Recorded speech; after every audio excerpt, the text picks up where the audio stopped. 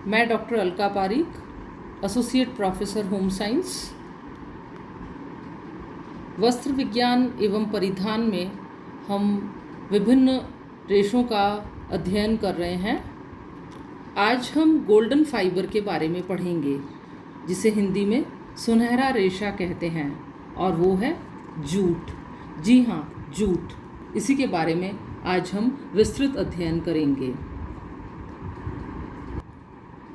Jute एक natural fibre है, यानी कि एक प्राकृतिक रेशा है। और जूट के रेशे के में जैसा हमने और रेशों में पढ़ा, उसी तरह से हम पढ़ेंगे जूट के इतिहास के बारे में, उसका उत्पादन, विशेषताएं और उपयोग। इनको हम विस्तार से इनका अध्ययन करेंगे।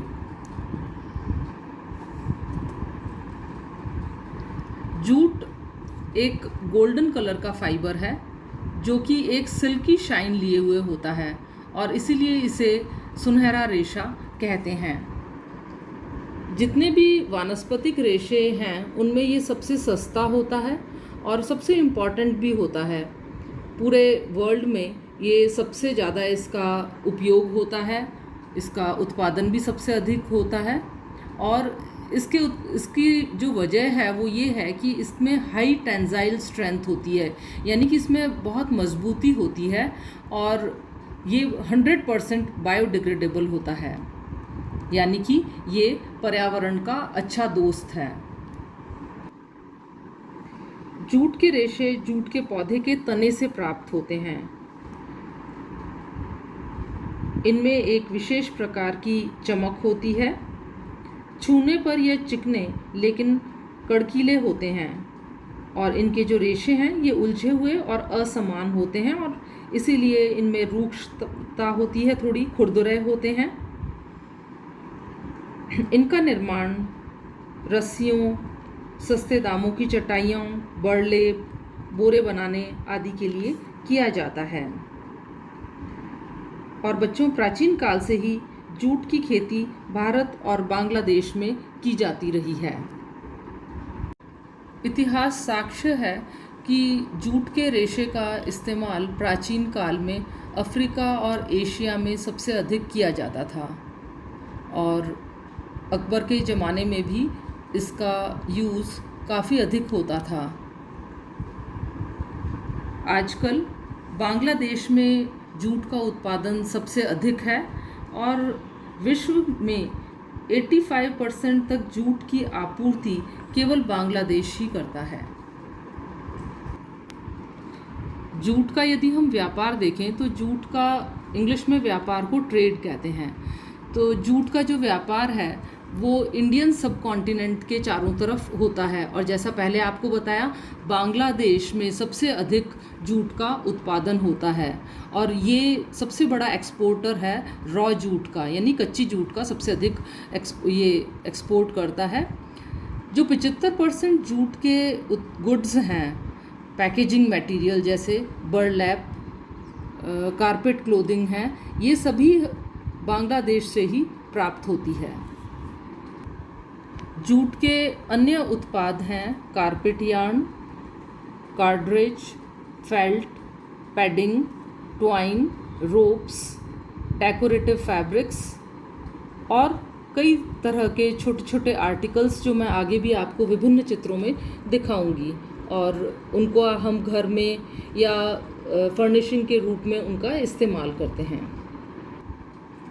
अब हम करेंगे टाइप्स ऑफ जूट, यानी जूट के प्रकार। बेसिकली जूट्स की 4 क्लासेस होती हैं जो जनरली देखी जाती हैं। पहली होती है हेजियन या बर्लैप जूट। ये एक प्लेन वोवन फैब्रिक होता है जो कि 5 से 12 ऑन्स का होता है, और ये एक क्वालिटी जूट यार्न होता है। जैसे आप इसके बने हुए प्रोडक्ट्स भी देख रहे हैं, तो ये अच्छी क्वालिटी के जो डेकोरेटिव आइटम्स हैं वो बनाने के काम में आता है। सेकंड टाइप है सैकिंग। ये हैवी गुड्स बनाने के काम आता है, और इससे लोअर क्वालिटी का फाइबर से ये बनाया जाता है। जनरली इससे जो बैग्स होते हैं जिनमें पैकिंग की जाती है, उसका निर्माण होता है। इसमें 12 वीव या प्लेन वीव का अधिक यूज़ होता है, और 12 to 20 ऑन्स पर यार्ड, ये इसका वेट होता है। थर्ड होता है कैनवास। कैनवास के बारे में तो आपने भी सुना होगा। ये फाइनेस्ट जूट प्रोडक्ट होता है, यानी सबसे अच्छी क्वालिटी का जूट का प्रोडक्ट होता है, जो कि क्लोजली वोवन रेशों से बनता है और इससे बेस्ट ग्रेड का फाइबर बनता है। और जनरली बच्चों कैनवास का यूज़ होता है, जो भी वेदर है, रेन है, बरसात है, पानी है, इससे गुड्स को बचाने में, सामान को बचाने के लिए इसका यूज़ होता है। चौथी प्रकार का जूट है जूट यार्न और ट्वाइन। इसका यूज़ इंडिया में और बाहर दूसरे देशों में किया जाता है। बेसिकली ये सुइंग के लिए, बांधने के लिए और इंडस्ट्रियल एप्लीकेशंस में काम आता है, जैसे कि पैकेजिंग, पाइप के जॉइंट्स को बांधने में और केबल बाइंडिंग के अंदर काम आता है, जिसे कि हम प्रायः सूतली बोलते हैं। और इसके कुछ डेकोरेटिव प्रोडक्ट्स भी बनाए जाते हैं। जूट का उत्पादन, जिसे हम बोलते हैं जूट कल्टीवेशन।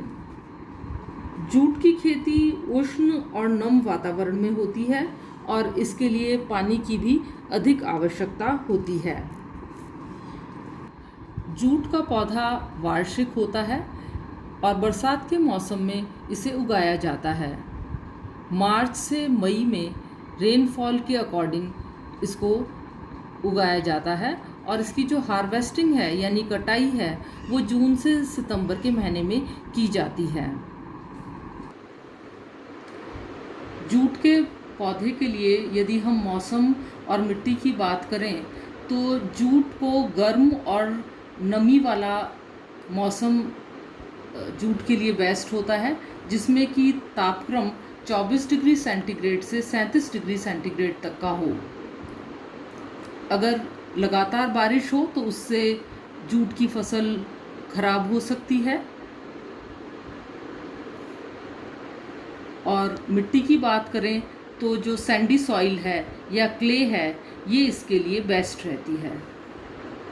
खाद के रूप में जूट के पौधे के अंदर कंपोस्ट खाद सबसे अच्छी होती है, या फिर फास्फोरस, पोटाश और नाइट्रोजन के फर्टिलाइजर्स काम में लिए जाते हैं। जूट के पौधे की लंबाई 6 से 12 फीट तक होती है। संपूर्ण पौधे में केवल एक ही तना होता है, जिसकी मोटाई उंगली के बराबर होती है। इसमें फूल आते हैं और फूलों के मुरझाने के बाद इन्हें जड़ सहित उखाड़ दिया जाता है और इसके बाद इनसे पत्ते और अन्य गंदगियां साफ की जाती हैं। जूट की कटाई में 120 से 150 दिन लगते हैं।